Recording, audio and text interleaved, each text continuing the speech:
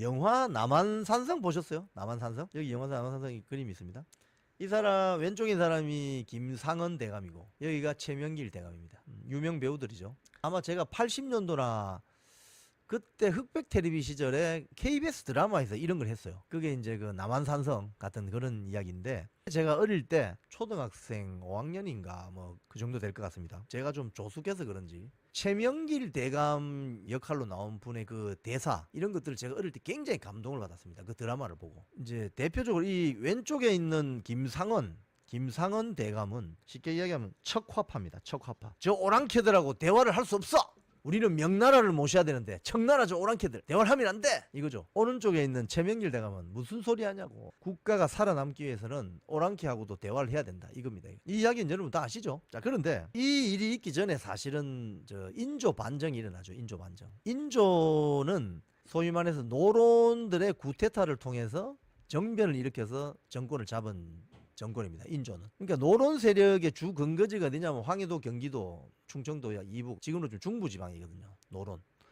그리고 그 앞에 임진왜란 때 이제 광해군을 도왔던 세력들은 북인들입니다. 자, 그런데 광해군 때 이제 그 임진왜란 막 나고 선조가 막 의주로 막 피난 가고 도망가고 막 임진왜란 때 난리 났잖아요. 그때 끝까지 따라다녔던 신하들 중에 대표적인 게 서해 유성룡 선생입니다. 이분이 누구죠? 남인의 제일 우두머리죠. 그래서 남인들이 굉장히 중용이 되는 겁니다. 북인들은 남명조식 선생들의 제자들입니다. 주로 어디냐? 함양, 산청 이쪽입니다. 지리산 덕유산 밑에. 여기에서 나온 사람이 정인홍 장군, 진주성 지키는 김시민 장군 이런 사람들입니다. 이 사람들 다 행동파입니다. 행동파. 그래서 전쟁 났을 때 이 사람들이 나라를 위해서 몸을 바쳐요. 임금을 보조하죠.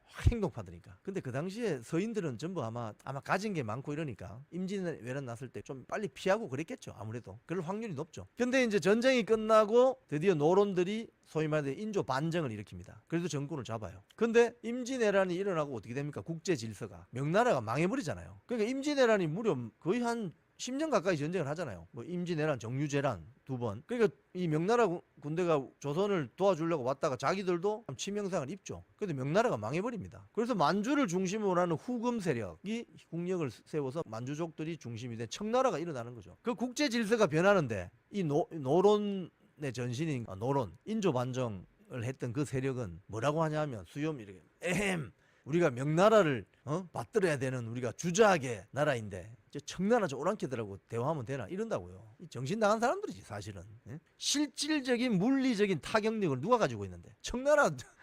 그래서 청나라 태종 홍타이지가 내려옵니다. 직접 홍타이지가 쫙 내려오니까 이 인조하고 그 세력들이 전부 다 남한산성으로 도망가는 거예요. 남한산성 여러분 가서 보셔서 알겠지만 그 산성 그건 뭐 일본의 성들이나 중국의 성들에 비하면은 그건 어떻게 보면 규모나 스케일로 보면 성이 아닙니다. 그거는 그걸로 다 숨어 들어가죠. 그 지키고 있는데 이제 정태종 홍타이지하고가 이제 기다리고 있다가 이제 결국은 내려옵니다. 왜? 뭐 식량이 있나? 추운 겨울에. 그래서 내려와서 홍타이지 앞에서 인조가 어떻게 하죠? 여러분 머리를 몇 번 박는다?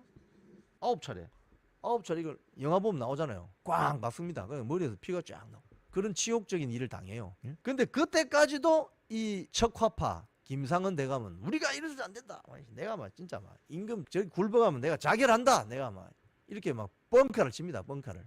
최명길 대감은 그러면 안 된다. 우리가 가서 화해해야 된다. 외교적으로 해야 된다. 이 기사를 보면은 이렇습니다.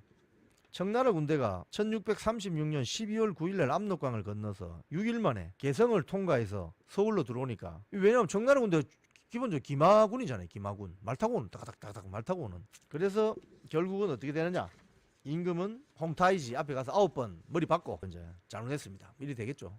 그런데 김상은 이 왼쪽에 있는 김상은 척화파 화해를 하면 안 된다. 이 척화파가 이 남한산성의 청나라 군대의 포위가 풀리고 인조가 성 밖으로 나가서 홍타이지 청태종한테 머리 박을 때 이 김상은 어떻게 했느냐. 동쪽 문으로 조용히 빠져나가가지고 고향으로 도망갑니다. 안동으로 딱 들어가서 입 싹 닫고 조용히 집거합니다. 이렇습니다. 여러분 저는 이 임금은 가가지고 머리 박고 있는데 동쪽 문으로 조용히 빠져나가지고 고향 안동까지 도망간 김상은 대감이라는 역사적인 인물 속에서 지금의 문재인 전 대통령과 이재명을 보게 됩니다. 속성이 똑같아요.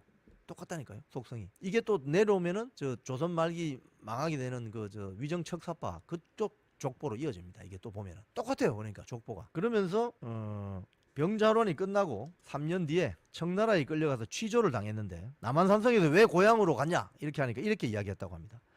나라님이 사직에 죽으면 따라 죽는 것이 신하의 의리이다. 간쟁을 하였는데도 쓰이지 않으면 물러나 스스로 안정하는 것도 역시 신하의 의리이다. 이건 무슨 궤변이지, 궤변. 그러니까 청나라 군대가 싸워야 된다고 간쟁을 했는데 임금이 말을 안 들어가지고 아이씨 나 말 안 들으니까 나 고향 갈래 했다는 소리 아닙니까? 이게 뭐 말도 안 되는 소리죠. 근데 더 놀라운 거는 이 뒤에 송시열이 난이 나거든요. 노론에 완전히 우두머리. 송시열이 이 두 사람을 비교하면서 주와 화해를 해야 된다는, 청나라하고 좀 맞서면 안 되고 어떻게든 딜을 걸어가지고 국가의 존망을 지켜야 된다 했던 최명길에 대해서는 간신이다 이렇게 혹독하게 깎아내리고, 김상은에 대해서는 와 이 사람은 의리의 수호자다 이런 말도 안 되는 규정을 하는 거예요. 송시열이 나한테. 이렇습니다. 우리 그 조선시대 때 선비라는 그룹들의 이런 위선, 가증스러운 위선의 모습이 역사 이런적 순간에 드러납니다. 이게 지금도 이어지고 있다니까요. 그런 족보들이 이 언론 보도에서 이런 게 나옵니다. 2019년 기사니까.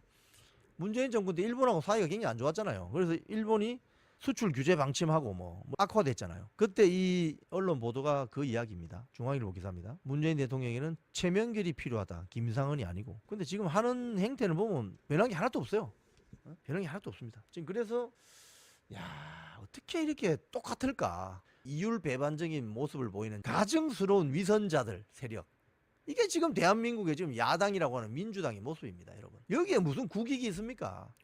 참담합니다. 오늘 이 사진 세 컷을 보면서 제가 이런 세력에게 우리의 미래를 어떻게 맡겨요? 국익이라고는 다 내팽개치고 자기들 그냥 자리만 지키려고 하는 그 탐욕 덩어리들. 이런 자들한테 저와 여러분 그리고 여러분의 자녀들, 우리 다음 후손들의 미래를 어떻게 맡기냐고요. 아찔하죠. 결국 보세요. 김상은 대감은 의리 지키는 사람으로 인정해주고, 최명길은 저 완전히 간신이다라고 했던 그 자들이 지금으로 치면 의회주의자들이거든요.